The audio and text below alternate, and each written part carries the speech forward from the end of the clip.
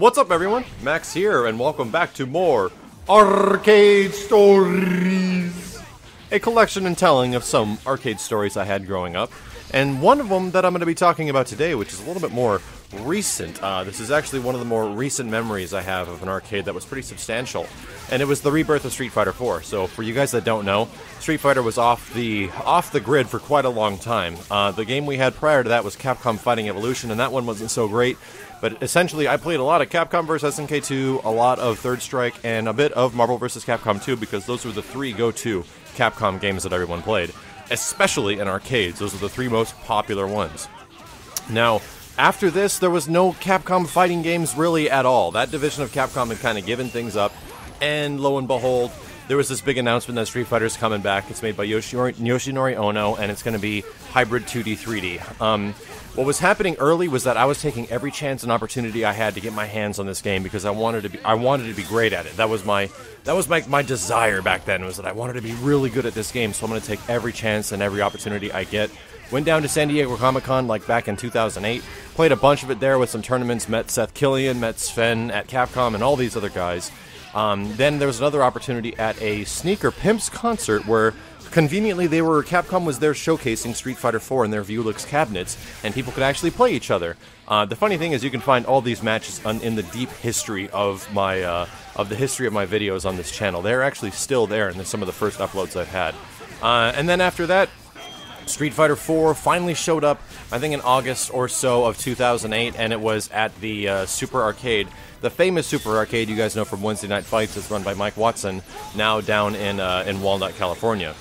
So this point, this was the big transition where the fighting game community really started to change, where the names and faces of people became really apparent, and you started to understand who you were actually playing against, because quite literally, when it came to the names of all the big guys that were really good at Third Strike and really good at Street Fighter that I had known before, you have no idea who they actually are, because the resources of YouTube weren't that great back then, and the only way you could really do it is if you dug through IRC channels or watched combovideo.com or things like that to actually watch some of these players go at it. So I didn't know the faces of these people at all. It's like I always questioned who Alex Valle actually was, because the dude was a legend around the arcades that I went to, about like the best Ryu player there is, and I never knew who he actually was.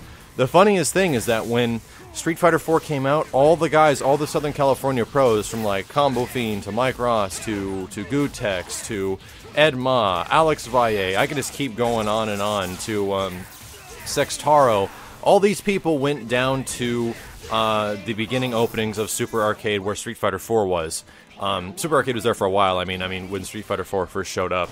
And there were just so many people at this arcade, like, it's just mind-blowing, like literally like 150 people, even more, just crammed around this machine. There would be lists so you can actually play Street Fighter 4. Just people waiting and lined up for hours, and you had to get good at the game. Like, the people that got good at the game are the ones that can consistently win, and I was one of the few guys that was actually playing Ken in the game. Not many people were going to Ken. There was a lot of Ryus, and there was a lot of Abels as well, I remember back in the day, as well as some other guys like using a variety of characters. I met so many people that I had no idea who they were. I later go on to find out that I'm actually, playing, I'm playing Gutex, I'm actually playing Edma, I'm playing Alex Valle, and that's how I got to know these guys. It was because I was just at that arcade every chance I could possibly get, and playing the holy hell out of the game. So it's an interesting experience, like being a part of something that was so big at the start, and then because Street Fighter 4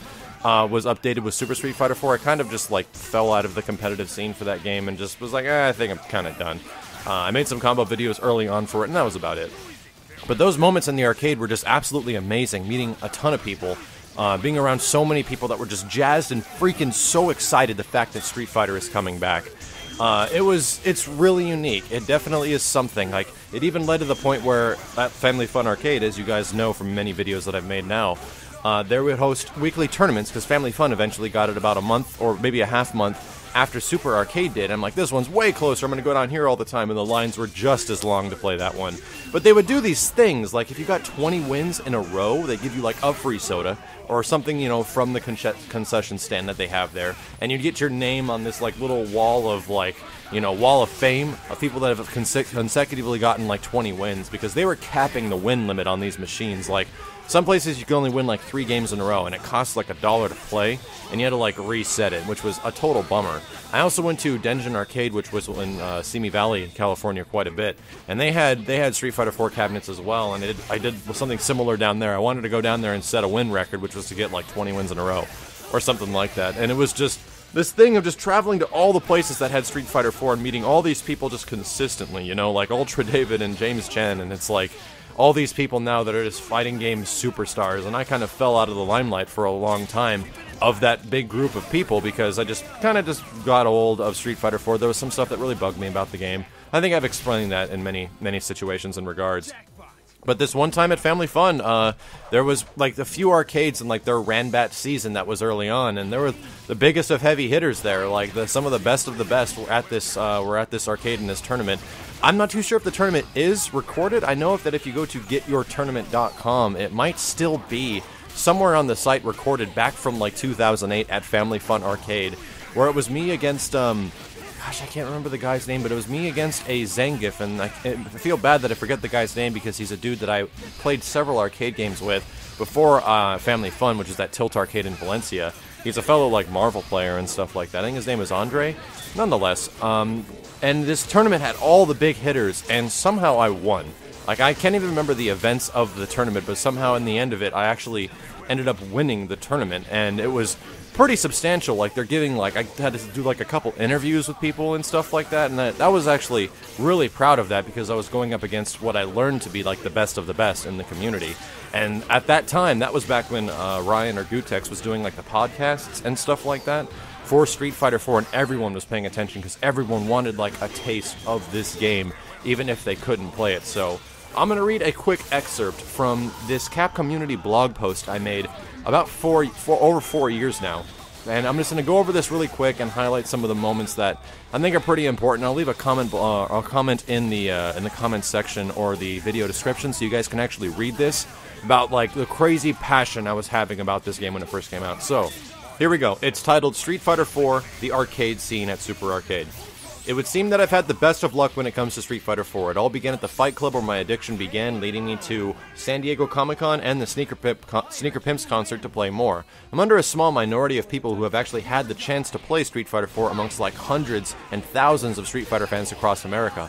But luckily, my strange luck continues, and it received the game at Super Arcade in Walnut, which was the very first place in the US to receive an arcade cabinet.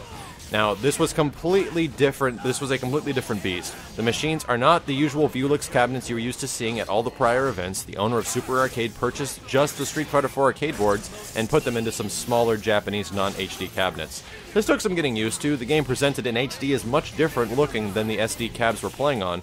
Of course, it's not as graphically impressive, but it's still pretty. What took me for surprise is the zoomed-out old-school Street Fighter 2 view on the SD machines, and not the super zoomed-in HD characters. You can clearly see the difference, and it took a while to adjust and flesh out the game. Here's another shot of the cabinet, which you guys can see on the page. And ghetto, sorta, could it be better? Yeah, but it's absolutely zero room to complain. I'm playing Street Fighter 4 in a jam-packed arcade with loads of people months before the game even comes out. Awesome. Due to the popularity all over the internet, the place has been jam-packed with people for 2 straight days, and the original cost of 50 cents went up to 75, and the crowd still grows. With many people arriving to see the new Street Fighter 4 in action, I was approached by literally hundreds of people waiting to understand the new focus attack system. Since the game is publicly available now, I really wanted to flesh out this focus attack system even more to see what it really can do. The remainder of the videos can also be seen at the end of my channel, but the best thing about this is the whole experience is that Street Fighter finally feels alive again, and everyone wants in on the action. I'm a longtime Third Strike player, but bringing back Street Fighter to its roots was the perfect way to bring in a bigger audience. The opportunity to show people new examples of the focus attack and the new aspects of Street Fighter 4 is one of the best parts of the arcade scene. There's this unity between all the players surrounding the arcade machine in the middle of California, wanting to learn something to get better, to learn more. I met up with a lot of folks from the Shoryuken.com community who have some beastly Abel and Dalsum players, and hope to run into anyone else that's reading this. If you run into me, I'm the dude with the blonde ponytail playing Ken, and if I continue to have the luck that I had last night, then I might be able to beat my 49 win streak. Take care, fellow Street Fighters, and I'll see you in the arcades. This was back when it was at its biggest. Like, the arcade scene just felt revitalized because Street Fighter 4 was in the arcades before, And reading this, I kind of remember it. I remember sharing this passion with people, and it's kind of the same thing I felt when I started making the Assist Me series, which is kind of what it's all about teaching people and having people understand something and relating to people. I think that's one of the most important factors, is teaching the new guys. And it's funny to look back, because I forgot about this, to look back at this old article I wrote and realize that, wow, I was actually doing this a long time ago, like roaming around arcades, it looks like. So if you guys enjoyed the video, please leave a thumbs up. This has been another Arcade Stories, and if there is a specific arcade game or something that you would like me to tell a story about, there's a good chance there might be something in my memory with that game. My name is Max, and I'll see you guys next time.